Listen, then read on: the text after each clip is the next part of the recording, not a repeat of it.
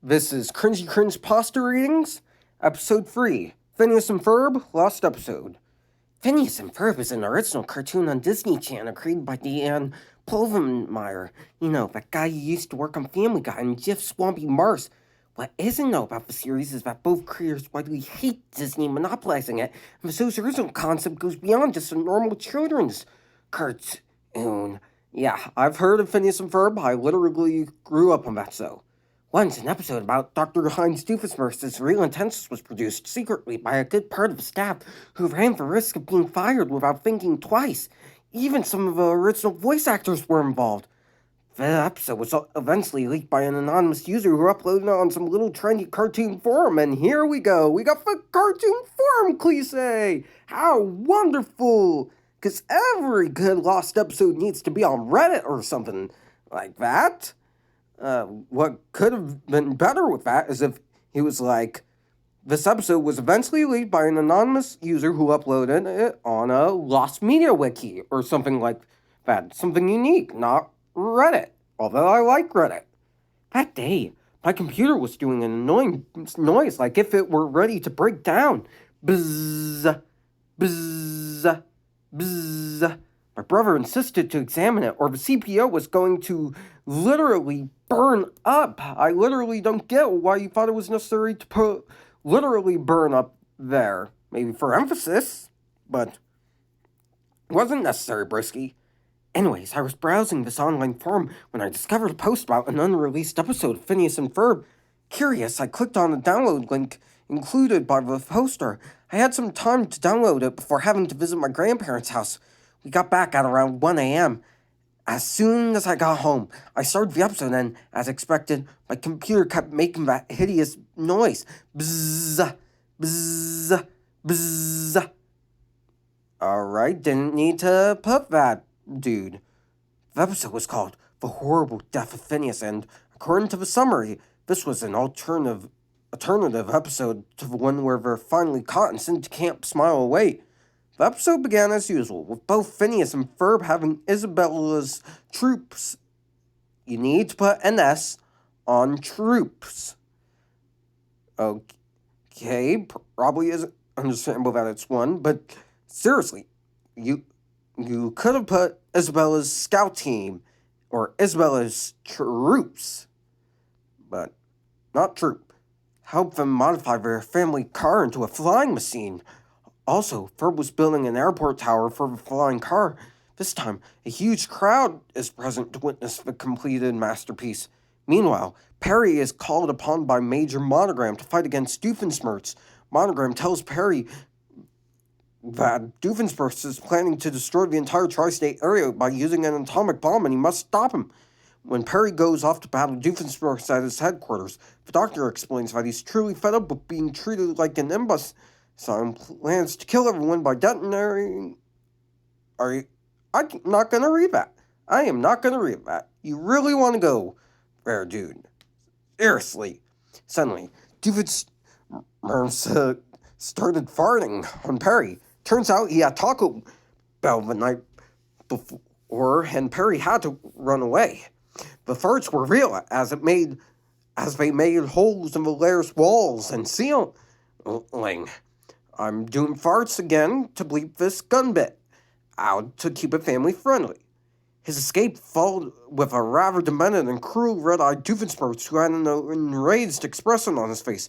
I was completely shocked by the overall depiction of it. It appeared as if Doofenshmirtz had finally gone mad. Doofenshmirtz chased after Perry during a short sequence, and he is almost farted on, but luckily managed to avoid the shots. When they reached Phineas's backyard, Candace and Verb's invention, as in every episode. What? Dude? Completed sentences? Have you heard of him? Seriously? You could have put complete the sentence like this. When they reached Phineas's backyard, Candace was about to expose Phineas and Ferb's invention as in every episode. So, simple little sentence. Unless someone somehow vandalized this, then they're just a complete douchebag. You don't ever vandalize somebody's work. Ever, ever, ever, ever, ever. It's wrong. Soon Phineas walks towards his mom, much her of a flying car. However, in that exact moment, Doofenshmirtz farted on Perry, but he dodged it. A slow motion sequence plays as Doofenshmirtz accidentally farts on Phineas. When the farts hit him, everything turns monochrome as hide and seek by Imogen Heat plays. Do you know how cliche that song is? Have you read Lego Movie alternate ending and all those? It's as good as the song is. Nothing against Imogen Heap or that song, but it's cliche and monochrome. Seriously, you couldn't put black and white. Phineas was now lying in the lawn, passed out by the farts and the habitual Phineas and Ferb style. Video goes back to car where Phineas was in the lawn, and it's noticeable. Fart lines. Ah! The cloud glares, horrified at Doofenshmirtz, and the scene cuts abruptly after showing Phineas lying in a puddle of his own blood, of his own farts, staring at the sky. It was here that Act 1 ends. Act 2 started with a funeral, and now everything seemed extremely depressing. The mortuary was mostly black, and the stained glass windows, which enlightened the room, were a depressing monochrome tone. Candace, Linda, Lawrence, and Ferb all looked very forlorn. The explorer troop were lamenting as well, and the camera focused during 2 insufferable minutes of Isabella crying inconsolably. It sounded, prepare yourselves, people, you might want to sit down for this. It sounded real, as if Isabella's voice actress was actually crying while filming the episode. Isn't that the point of voice acting? You want to give it your 100% effort. But so there are some actors who make themselves cry, so this isn't scary, it's cliche. Candace, in extreme grief, regrets about this while furiously hitting Phineas's coffin. Again, there could be a case of vandalism on this Austin, but this is an incomplete sentence. Crying that this wouldn't have happened if she didn't try to catch him. Alright, honestly, it could have been Candace, in extreme grief, cries about this while hits Phineas's coffin, crying that this wouldn't have happened if she didn't try to catch him. Act 2 cuts abruptly to black. Act 3 begins with the text, 2 days later, on which Phineas's house is seen from outside, but it's cloudy and gloomy. Candace is in her room, extremely stressed, with a rigid smile. You'll hand...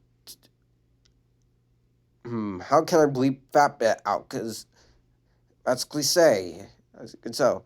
Hanging some clothes while on a drawing rack while humming the Beatles song, Yellow Submarine. Soon, Jeremy enters Candace's house through the backyard and goes to the kitchen. After offering his condolences to Linda, he asks for Candace. Linda happily tells him that she's upstairs, but when Jeremy enters the room, he sees with horror that Candace is hanging clothes from the line. So he farted on her.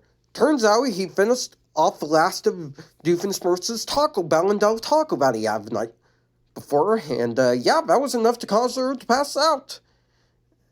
Jeremy then took on all the clothes and kissed them passionately. However, when Linda enters to see if everything is alright, and after singing the screams, Jeremy, how could you, blarg? Thinking that Jeremy farted on Candace since I'm bleeping this out to keep it family friendly and not cliche. After that, it cuts to a scene where both of Phineas's parents,